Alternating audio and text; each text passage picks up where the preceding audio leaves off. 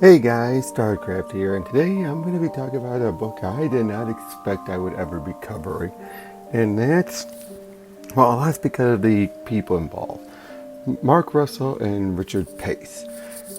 Yeah, the two guys who, in the case of Mark Russell, I initially liked and then have felt he's gone a bit off the rails when given more creative freedom. And Richard Pace, who has a whole nother thing altogether, but I met the man before and he was a nice guy to me, so. But this whole thing, when you initially hear about it, it sounds blasphemous. It sounds like, oh shit, seriously? Based on the notion of God feels Jesus, his son, he screwed up last time. He doesn't know what to do. And then he sees this superhero, and it was basically a Superman allegory, and thinks, oh, this guy will show him what to do. So he sends him down to Earth to learn. And initially you think, oh, so in other words, it sounds like Jesus is a screw up, yada yada. Funny thing is, after reading this, no, it's not. Now you're probably wondering, wait, why am I doing this way and not on camera? And the stuff's been acting up a little bit lately, so I'm sticking to this just for this review anyway. But yeah, I looked over this and it's nowhere near as bad as I thought it was going to be, and it most certainly is not as blasphemous as I thought it was going to be. So let's just dive right in and I'll tell you what I mean. As we open up first with roughly 2,000 years ago, give or take, as we see, well, basically, God created the human beings to keep him company. He named them Adam and Eve. He not only wanted people to think of him as a friend, but also worship him as an almighty God. And think of this as a source of all, this was the source of a lot of his frustrations. This is from Jesus' words, by the way. But God loved his human friends. But he didn't want anyone eating from the two magical trees he had inexplicably placed in the center. The fruit of knowledge, anyway. They show no good from evil. And, basically they look at it and, okay, there's one thing here that's kind of ridiculous. The fruits look like a penis and a vagina, basically. And, well, once they eat it, of course, Eve eats the one and and Adam eats the other. But after doing it, they gain the knowledge of good and evil. Because of that, well, God is pissed off. I love it how she's like, how could we have known until after eating it? Damn it, Eve, don't lawyer bell me. I think they're playing up how God basically knows all and what's the eventualities, because why else would he say lawyer ball? But yeah, basically he became less concerned of people's needs, and for the sin of eating the knowledge, he cast them out. And as extra punishment, he orders them to be parents, which, as part of it backfired royally. He designed humans to create art and build temples and make up wild stories to entertain him. Instead, they started using their brains to kill and enslave people. And eventually this led to the whole Moses and everything and flooding everything, and then he made the rules, and those were then turned and used against him. So eventually God comes up and he says, I'm through with these people. I'm done. I never should have mixed their DNAs with monkeys. They're on their own. But then Jesus basically says, let me try. And basically he decides he goes down there, and well, through that we get the whole Mary and everything gives birth to Jesus. And Jesus basically then is, well, he's a carpenter, but he also makes a friend named Shimon. We'll actually get to him quite a bit during this. And, well, basically Shimon, his mother is, well, yeah, as you can probably see here, does stuff for money. But he feels like Jesus is more like a brother to him, the only brother he never had. And eventually, when Jesus is 30, he decides to go off. Because the way he saw it was, he spent the past 30 years to understand humanity, understand their pain. And once he does, he then gives his carpentry shop to Shimon. As he leaves, and we then see the Romans walk up to him. Then we see God looking down to watch to see how Jesus is doing, and that's what he sees, him being put on the cross and everything, and God is pissed. Jesus and fucking crackers. Okay. And then guys just yelling at him, saying, 33 years. You only lasted down there 33 years. I was down there for millennia. And guys, but Jesus is ready to go back down there. They still need him, but God's like, no, you don't. I don't. You're gonna act like a real God. Let them crucify the Son of the Almighty. That's how that's what to make me look. And then we soon then just skip right into the present day as we're introduced to Sunstar, the Superman equivalent, as he comes in and beats up some robots. And we have a reporter who's covering all this as he's just, the guy's beating up on him. Even the robot says, Jesus Christ, which gets God's attention as he watches down and he tells Jesus to come look. And they just, and Sunstar keeps on beating and everything. And while he's still doing it, like, you're crying? What happened to that tough guy who was just here? And even the cop's like, he's had enough.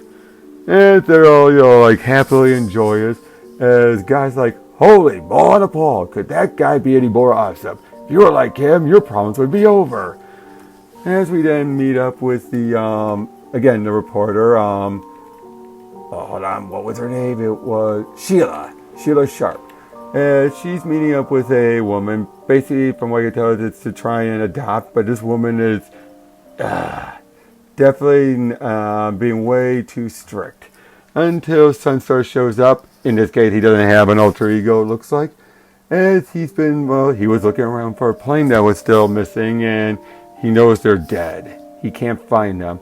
She tries to make him feel better, but basically, again, she knows everything about him, and yet she feels like she was trying so hard to impress the woman. She wants a child to adopt, obviously, and nothing seems to be going. Then we cut to heaven, as God is then walking down to meet up with some other people come up from the plane that crashed. As a guy's looking over, he's like, Bill Morgan, says here you're an accountant, married with 2 children, not a regular churchgoer, a fan of mean pranks, just died in the plane crash. Yes, Lord. I'm really sorry. I really hate it when the angels screw these things up, but there's been a mix-up. A mix-up? Yeah. You're not supposed to be here at all, in fact. You're scheduled to be cast in the lake of fire. The lake of fire? For eternity, I'm afraid.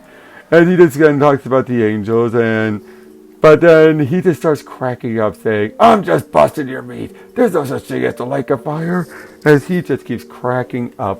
And even says like, oh, but then he blames on the angels. But when he leaves, Jesus just doesn't get his father at all. Which again, I'll get more about this actually by the end. But then we see Sunstar basically saying like, I have the powers of a god and I still can't keep a simple airplane from crashing. Who needs a hero like that? Who needs a father like that? And apparently she does have an ego named Ken. But yeah. And basically they've been trying to do some, like a fertility clinic, actually trying to get her pregnant. Yeah, not happening. And well, they decide, let's just head to bed. But then that's when God shows up, basically saying, explains everything to him, saying, he's a good kid and all. He's just so sheltered. He has like 0 survival skills. It's my fault, really. And basically saying, he's asking for Sunstar to take, to help out and, teach Jesus a bit better. And then God leaves, leaving him there. And Sunstar just rolls with it. And I like that. There's no like, wait, is this real? Nope, just boom, goes with it. As Sunstar is trying to show him, Sunstar is saying, there's a bunch of illegal merchandise in there. Jesus thinks like, maybe I should go talk to him. To which Sunstar is like, look, Earth has changed a lot in 2,000 years, so just follow my lead. As, he's trying saying, you got Master Element surprised as he throws his boot and knocks a guy out. Then he goes right in and, basically Sunstar walks up to them, although he still keeps the one boot off. As, Sunstar starts tossing people out, beating them up, and again, just throwing them around as Jesus is waiting out there looking. Woman goes on by as, Jesus just like, hi. Until he finally comes up to the big guy, and while the guy tries to commit suicide, actually, no. Yeah, he did actually commit suicide. And he's like, I'll just interrogate the others. Comes out and turns out Jesus healed all of them. And the Sunstar's like, why would you do that?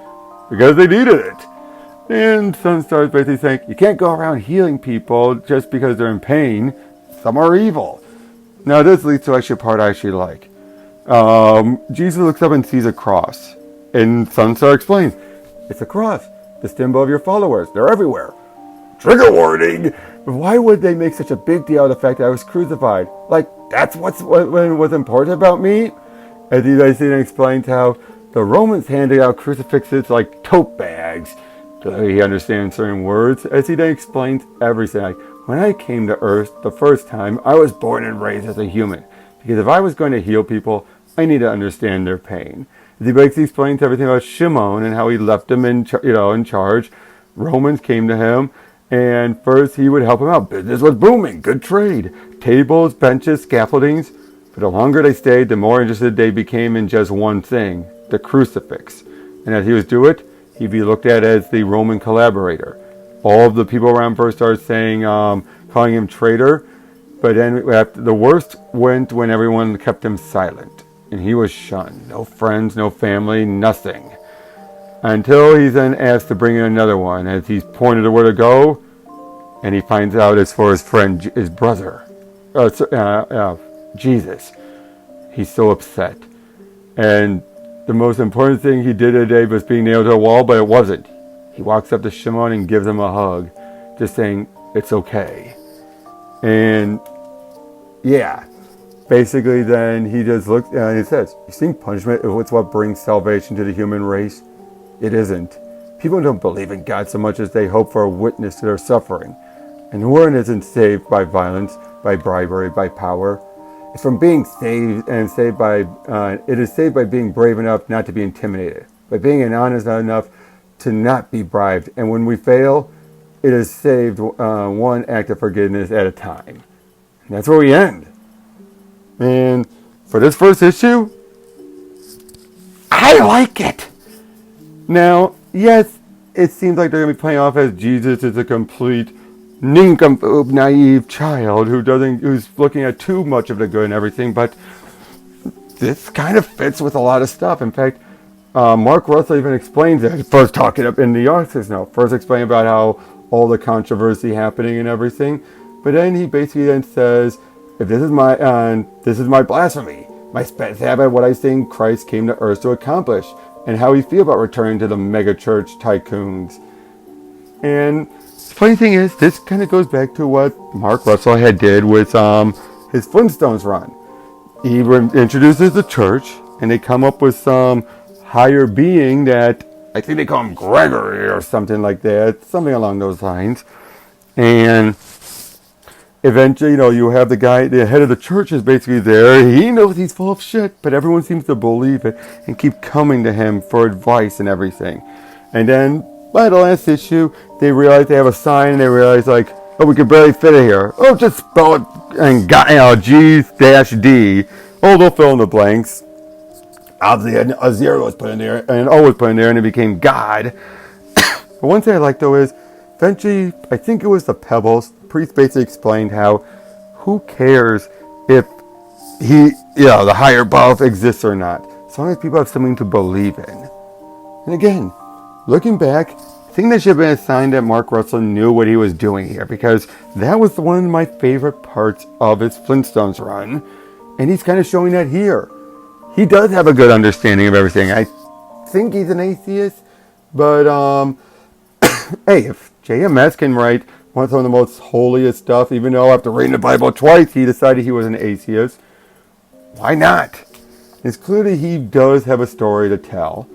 And again, for the most part right now, it seems good. Jesus is the real deal. He's a pure soul, a good guy. Yeah, might seem naive, but he seems like he has things he understands very well. And I love the thing about with the cross. How would he react to that, since the cross thing came about, at least as far as what seems, after his death and everything. And yeah, he'd probably be like, what the heck? Well, then saying trigger warning, a little silly, but yeah. I'll check out the next issue at the very least, but for this is fine.